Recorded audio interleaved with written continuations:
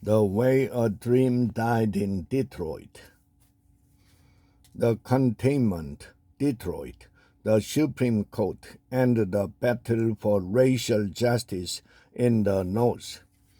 Michigan prohibited segregation in public education decades before the Supreme Court did the same for the entire United States in Brown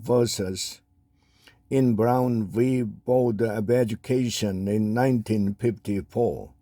Yet nearly 20 years after Brown, the public schools in Detroit remained almost totally segregated. The story of how that happened, the failed effort to change it, and the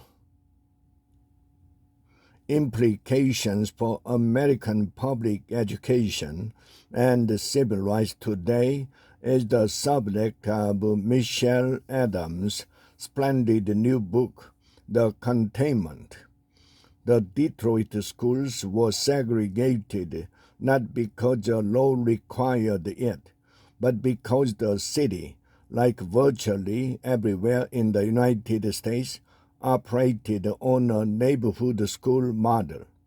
And since Detroit's neighborhoods were highly segregated, 89% white in some areas and 95% black in others in 1970. Its schools were too. Why? Because Adams writes of a long-standing policy of containment, a system of government and private action that kept the city's black citizens confined to a handful of neighborhoods and out of the suburbs altogether.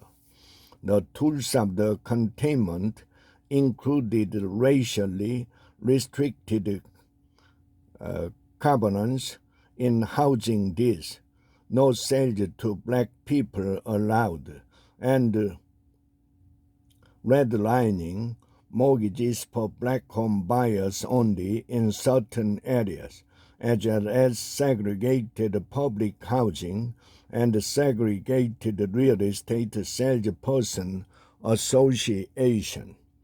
The containment followed the lawsuit filed in 1970 by the NAACP to integrate Detroit schools.